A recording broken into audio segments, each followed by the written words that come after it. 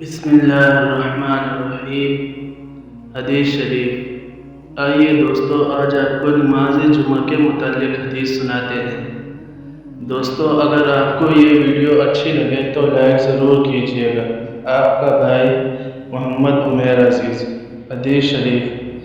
نبی کریم صلی اللہ علیہ وسلم نے فرمایا، جو شخص جمعے کے دن غسل کرے اور خوب اچھی طرح سے پاکی حاصل کرے اور تیل استعمال کرے یا گھر میں جو خوشبو میسر ہو استعمال کرے، پھر نماز جمعہ کے لیے نکلے اور مسجد میں پہنچ کر دو آدمیوں کے درمیان نہ گھسے، پھر جتنی ہو سکے نفل نماز پڑھے اور جب امام خطبہ شروع کرے تو خاموشی سے سنتا رہے، تو اس کے اس جمعہ سے لے کر دوسرے جمعہ تک سارے گناہ معاف کر دیے جاتے ہیں۔